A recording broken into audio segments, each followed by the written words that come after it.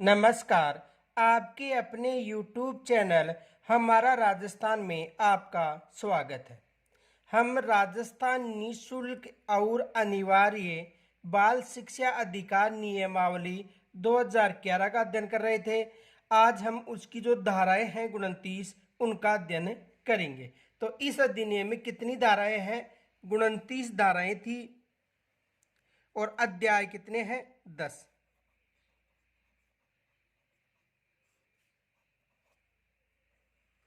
इस अधिनियम में 29 धाराएं और 10 अध्याय हैं जिनका आज हम अध्ययन करेंगे।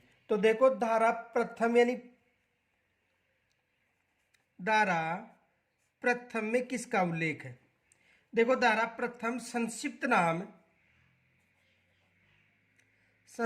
नाम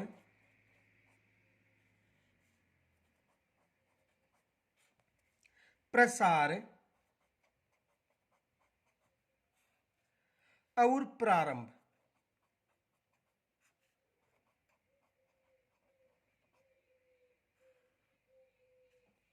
यानी जो धारा प्रथम है उसमें जो इसका संक्षिप्त नाम है प्रसार और प्रारंभ का उल्लेख है।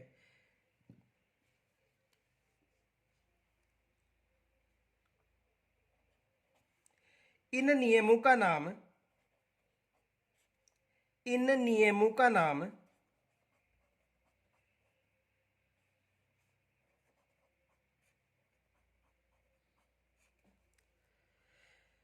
इन नियमों का नाम राजस्थान निःशुल्क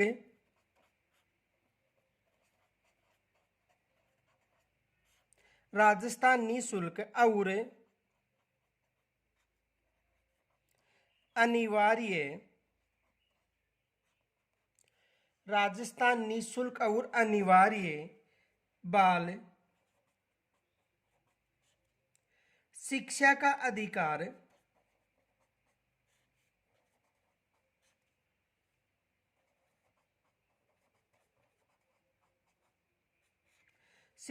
अधिकार नियम 2011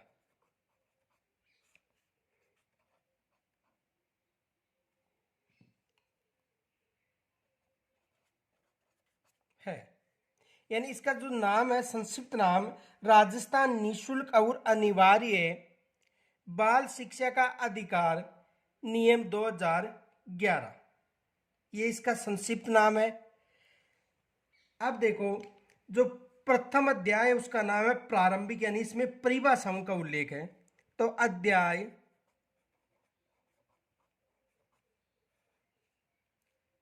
प्रथम, और इसका जो अध्याय प्रथम है इसमें परिभाषाओं का उल्लेख है, यानी प्रारंभिक।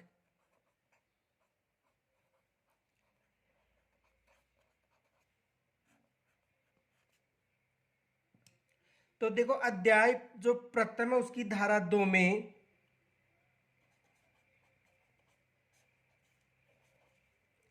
परिभाषाओं का उल्लेख है।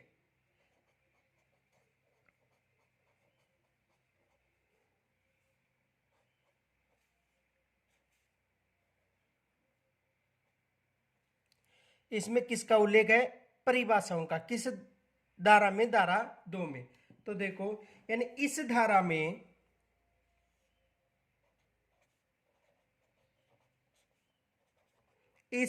में निदेशक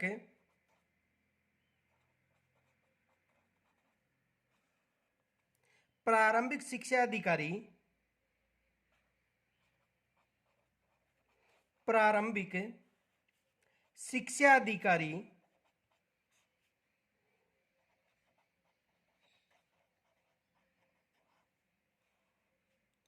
प्रारंभिक शिक्षा अधिकारी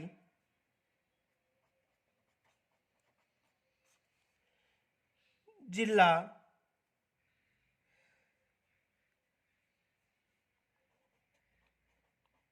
प्रारंभिक शिक्षा अधिकारी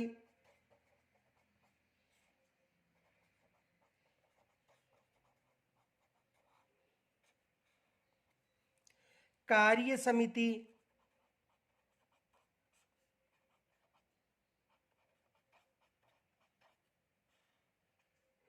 विद्यालय प्रबंधन समिति यानी एसएमसी, विद्यालय प्रबंधन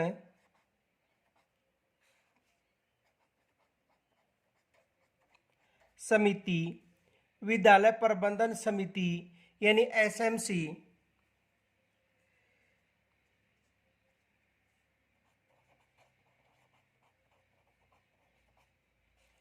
विद्यालय मानचित्रण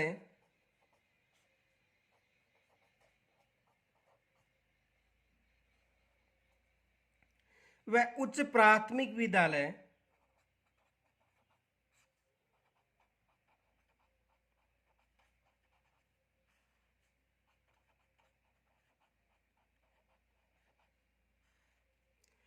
आदि को परिभाषित किया गया है।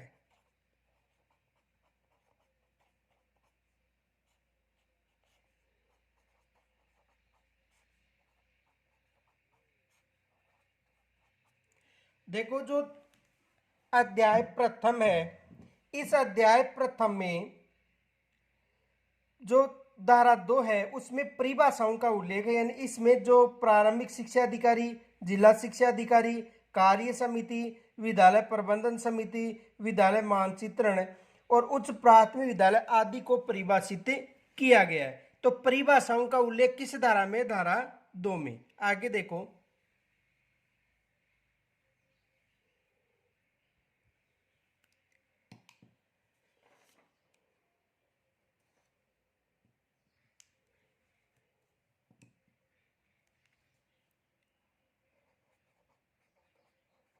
अध्याय 2, और जो अध्याय 2 है उसमें विद्यालय प्रबंधन समिति का उल्लेख है। इस अध्याय में किसका उल्लेख है?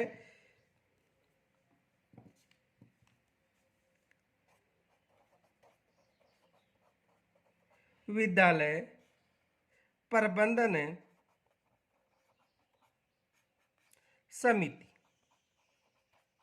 यानी एसएमसी का जो उल्लेख है किस अध्याय में मिलता है? अध्याय 2 में। यहां से प्रश्न बन सकता है कि जो निःशुल्क और अनिवार्य बाल शिक्षा अधिकार अधिनियम, जो राजस्थान संबंधी जो नियमावली है, जो नियम उल्लेखित हैं, उनके किस अध्याय में विद्यालय प्रबंधन समिति का उल्लेख मिलता है?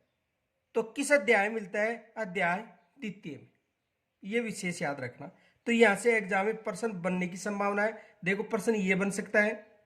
क्वेश्चन देखो, राजस्थान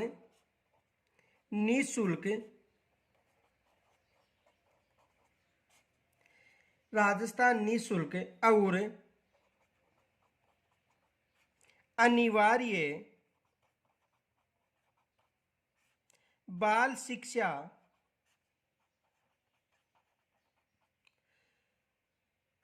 का अधिकार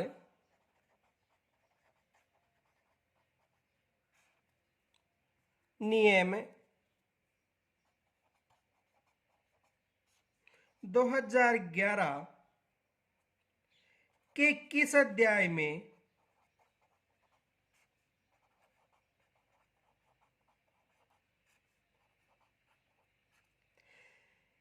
विद्यालय प्रबंधन समिति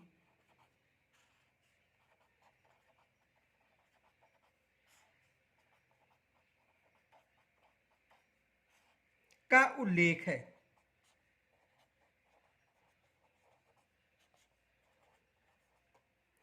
तो किस अध्याय में? अध्याय 2 में। यह विशेष याद रखना, अध्याय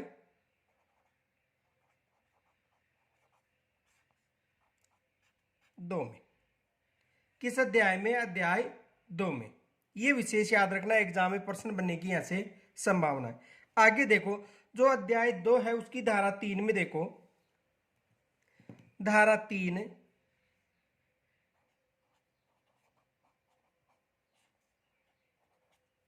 और धारा 3 में विद्यालय प्रबंधन समिति की संरचना का उल्लेख है। किसका उल्लेख है? विद्यालय प्रबंधन समिति की संरचना का। तो देखो, विद्यालय प्रबंधन समिति की संरचना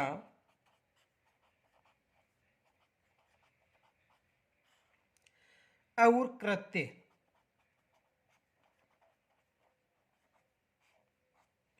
यानी जो धारा 3 है उसमें विद्यालय प्रबंधन समिति की संरचना और कृत्य का उल्लेख है। यानी इसकी जो संपूर्ण डिटेल है वो इसके जो विद्यालय प्रबंधन समिति का जो टॉपिक है उसमें मिलेगी। तो धारा 3 में विद्यालय प्रबंधन समिति ने एसएमसी की संरचना और कृत्य का उल्लेख है और इसकी जो संपूर्ण डिटेल है जो विद्यालय प्रबंधन समिति का जो हमारा टॉपिक है उसमें मिलेगी। आगे देखो, तो धारा 3 में विद्यालय प्रबंधन समिति की संरचना और कृत्य का उल्लेख है।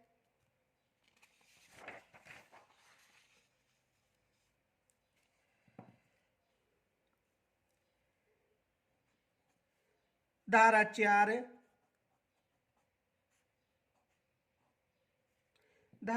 में विद्यालय प्रबंधन समिति की कार्यकारी समिति का उल्लेख है। यानी जो धारा 4 है उसमें विद्यालय प्रबंधन समिति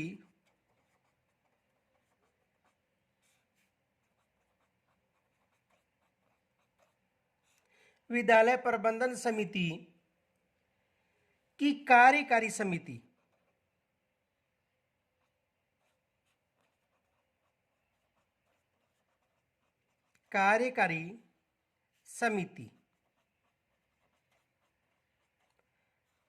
का उल्लेख किस धारा में? धारा 4 में।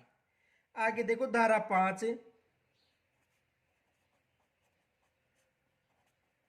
और धारा 5 में विद्यालय विकास योजना तैयार करने का उल्लेख है।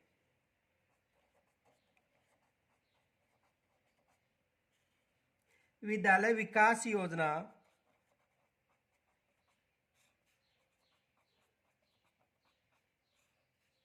तैयार करना।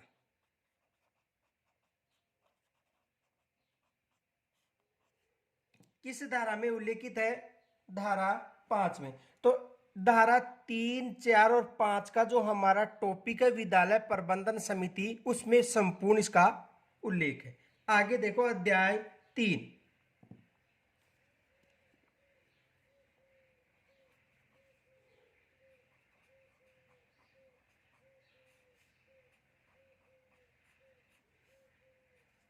और अध्याय जो 3 है इसका जो नाम है निःशुल्क और अनिवार्य शिक्षा का अधिकार। निःशुल्क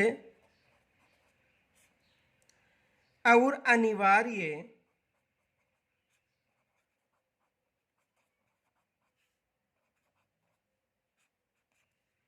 शिक्षा का अधिकार।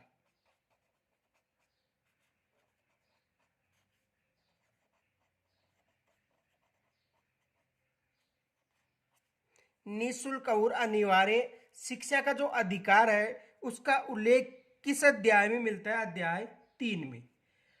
और इसकी जो धारा 6 है इस धारा में विशेष प्रशिक्षण का उल्लेख है।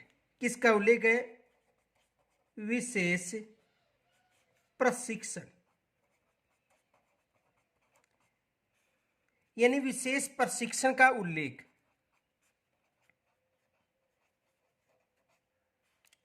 यानी जो अध्यापकों को जो प्रशिक्षण दिया जाता है उसका उल्लेख किस धारा में? धारा 6 में।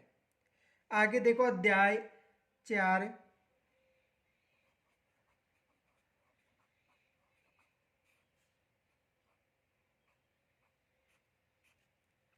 और अध्याय 4 का नाम है राज्य सरकार और स्थानीय प्राधिकारी के कर्तव्य और उत्तरदायित्व। राज्य सरकार और स्थानीय प्राधिकारी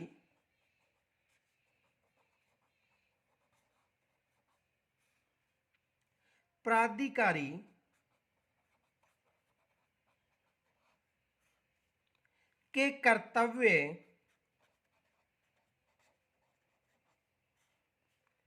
और उत्तरदायित्व।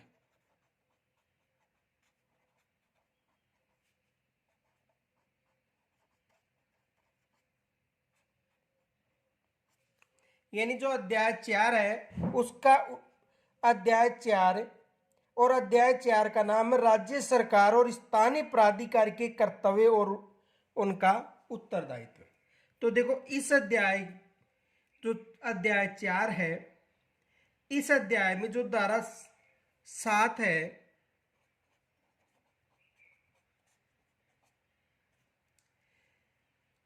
इस धारा का नाम है आसपास के क्षेत्र या सीमाएं। आसपास का क्षेत्र या सीमाएं।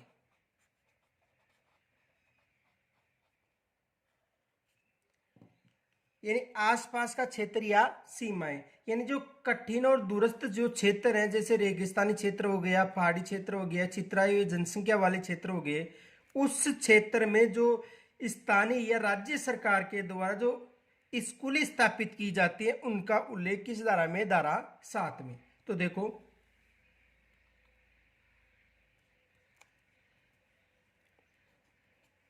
कठिन एवं दूरस्थ, कठिन एवं और दूरस्थ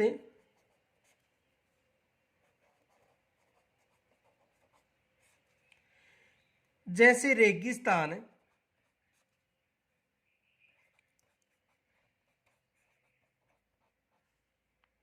रेगिस्तान क्षेत्र, पहाड़ी क्षेत्र,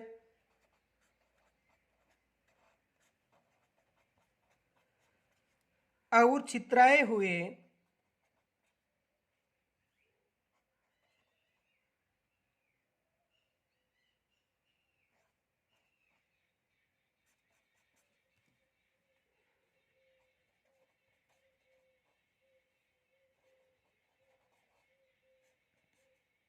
चित्राई का मतलब बिखरी हुई, यानी कि जो जनसंख्या घनत्व कम पाया जाता है, यानी दूर दूर तक जनसंख्या मिलती है। तो छितराई हुई जनसंख्या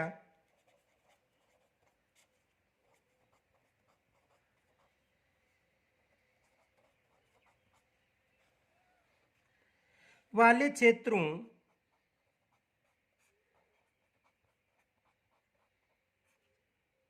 के मामले में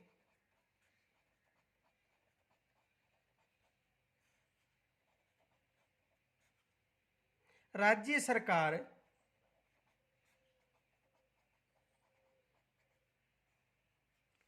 के मामले में राज्य सरकार या स्थानीय प्राधिकारी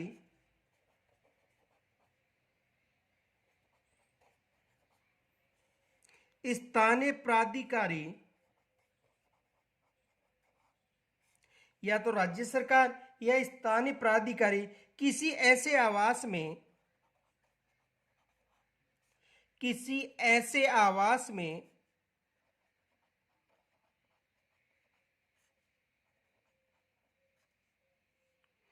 जिसकी न्यूनतम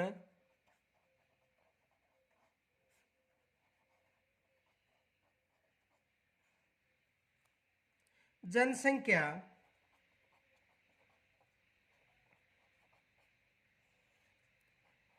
150 व्यक्ति हैं और 6 से 11 वर्ष तक की आयु के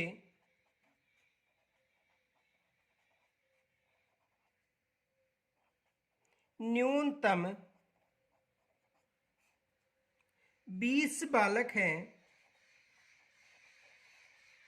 20 बालक हैं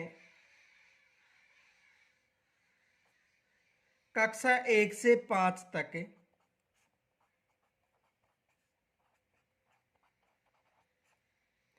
विद्यालय स्थापित करेंगे।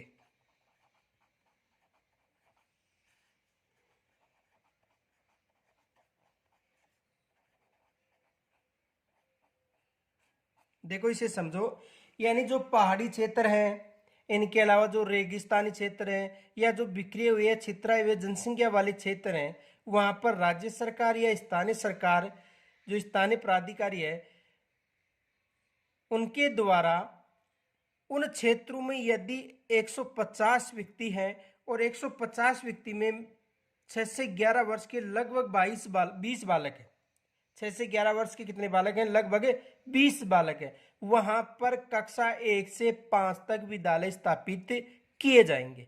ये विशेष याद रखना, एग्जाम में यहाँ से प्रश्न बनने की संभावना है। प्रश्न ये बन सकता है कि जो पहाड़ी क्षेत्र है उनमें यदि 150 व्यक्ति हैं तो कितने बालक 6 से 11 वर्ष का होना जरूरी है? तो कम से कम 20 बालक होने जरूरी है। वहां पर 1 से 5 तक स्कूलें स्थापित की जाएंगी। आगे देखो,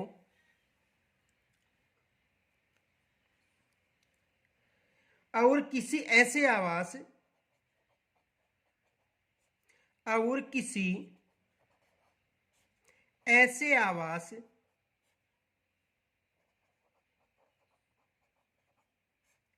में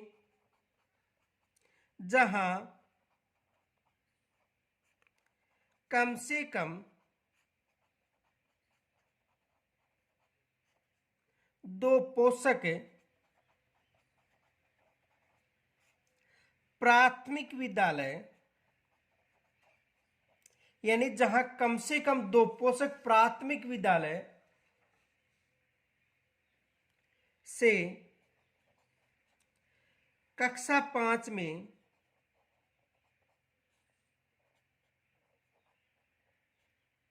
न्यूनतम 30 बालक हो,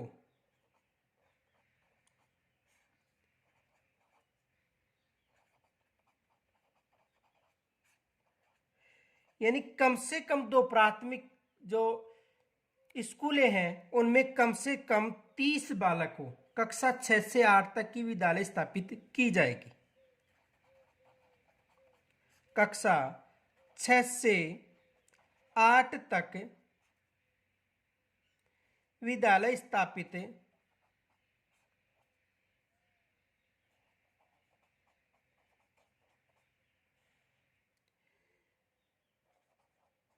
करेंगे। तो यहां तक समझ में आ गया होगा। यानी यदि जो दुर्गम क्षेत्र है, जैसे पहाड़ी क्षेत्र हो गया, रेगिस्तानी क्षेत्र या बिखरे हुए छितराए हुए जनसंख्या वाले क्षेत्र हैं और वहां पर लगभग 150 व्यक्ति हैं, तो उन क्षेत्रों में 6 से 11 वर्ष के यदि 20 बालक है तो वहां पर 5वीं तक कक्षा स्थापित की जाएंगी। और यदि 2 पोषित जो विद्यालय है 5वीं तक, और यदि उनमें 5वीं कक्षा में 30 बालक हैं तो वहां पर कक्षा 6 से 8 तक की विद्यालय स्थापित की जाएंगी। इसका उल्लेख है वो धारा 7 में मिलता है। आगे देखो धारा 8,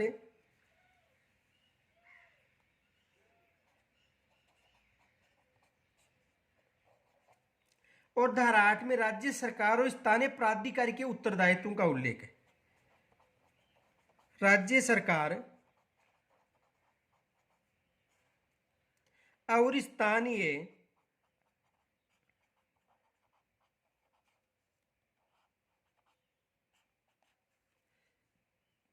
प्राधिकारी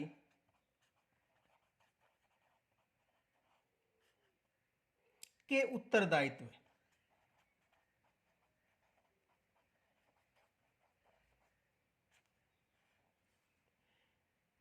किस धारा में उल्लेखित है? धारा 8 में। यानी धारा 8 में जो राज्य सरकार और स्थानीय प्राधिकारी हैं उनके उत्तरदायित्व का उल्लेख है। किस धारा में? धारा 8 में। आगे देखो धारा 9,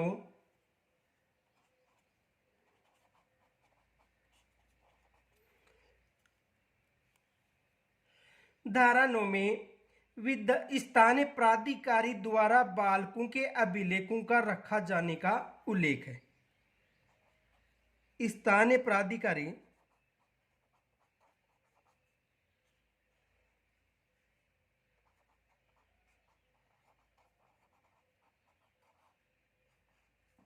स्थानीय प्राधिकारी द्वारा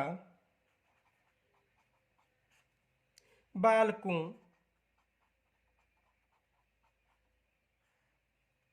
के अभिलेखों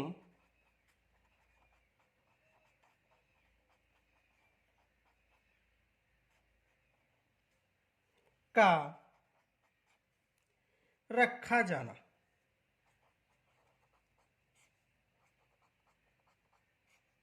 किस धारा में उल्लेखित है?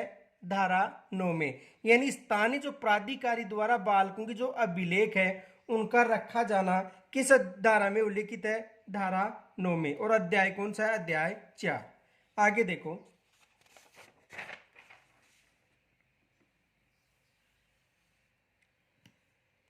अध्याय 5।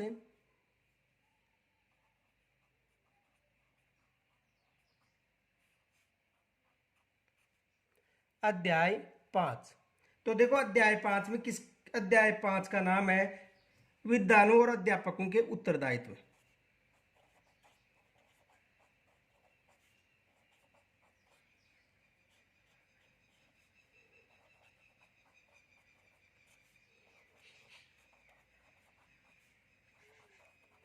विद्यालयों और अध्यापकों के उत्तरदायित्व।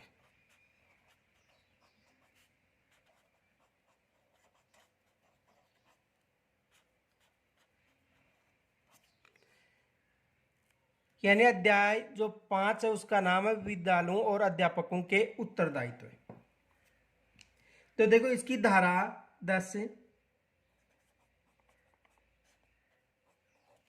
और धारा 10 में कमजोर वर्ग व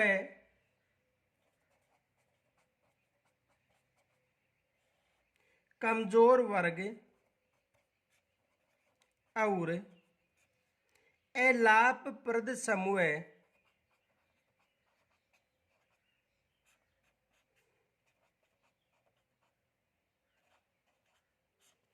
के बालकों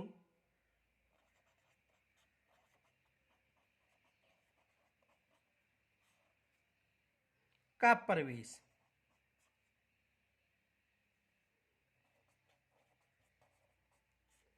और कितनी प्रतिशत सीटें निर्धारित की गई हैं? 25% सीटें। एग्जाम में यहां से प्रश्न बन सकता है। देखो आरटी 2009 की धारा 12 में इन 25% सीटों का उल्लेख, ये विशेष याद रखना। नोट,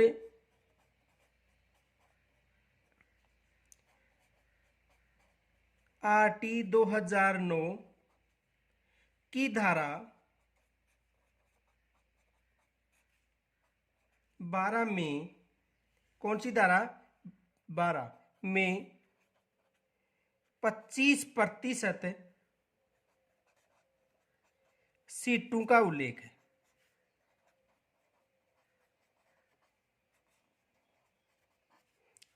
यानी राजस्थान की जो नियमावली है उसकी धारा 10 और आरटीए 2009 की धारा 12 में इन 25% सीटों का उल्लेख है। आगे देखो, धारा 11 और धारा 11 में राज्य सरकार द्वारा प्रति बालक व्यय की क्षतिपूर्ति का उल्लेख है। राज्य सरकार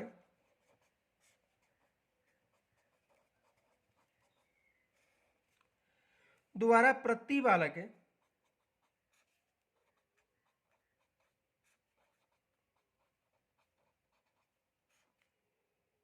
व्यय की क्षतिपूर्ति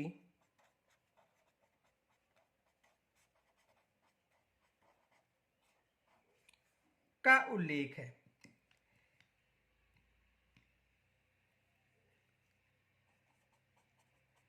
धारा 12 और धारा 12 में आयु के सबूत के लिए दस्तावेजों का उल्लेख है।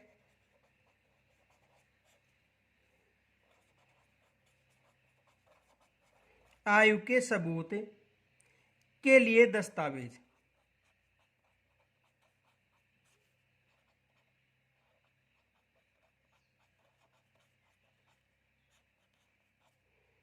यानी धारा 12 में आयु के लिए सबूतों के जो दस्तावेज हैं उनका उल्लेख मिलता है। धारा 13 और धारा 13 में प्रवेश के लिए विस्तारित कालावधि का उल्लेख है।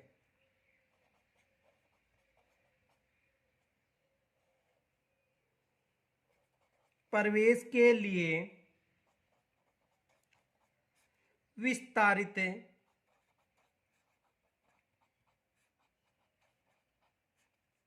कालावधि।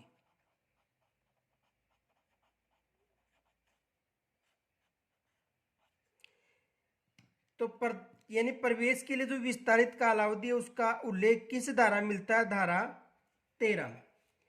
धारा 14 और धारा 14 में विद्यालय की मान्यताओं का उल्लेख है।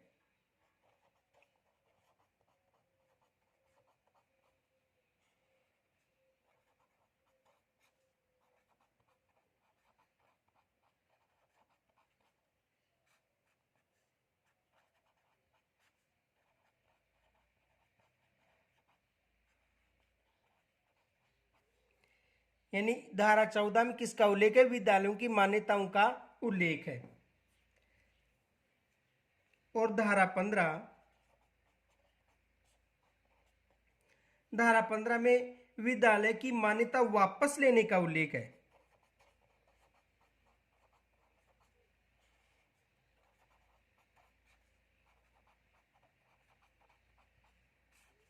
विद्यालय की मान्यता वापस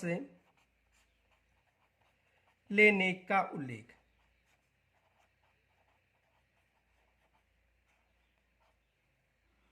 तो यहां से एग्जाम में प्रश्न बनने की संभावना है, या तो बन सकता है कि विद्यालय की मान्यता का उल्लेख किस धारा में है, या विद्यालय की किसी कारणवश मान्यता वापस ली जाती है यदि जो मानदंड निर्धारित किए जाते हैं और वो मानदंड पूर्ण नहीं होते हैं तो विद्यालय की मान्यता वापस ली जा सकती है। इसका उल्लेख किस धारा में? धारा 15 में। या आयु संबंधी जो बच्चों के सबूत है उसका उल्लेख किस धारा में मिलता है? धारा 12 में। तो यहाँ से एग्जाम में प्रश्न बनने की संभावना विशेष याद रखना, यानी जो धारा 10, 11, 12, 13, 14 और 15 यहाँ से एक प्रश्न जरूर बन सकता है, ये विशेष याद रखना। 100% यहाँ से प्रश्न बनने की संभावना रहती है। तो यहाँ तक यदि कोई समस्या हो तो कमेंट्स के द्वारा जरूर बताना। धन्यवाद।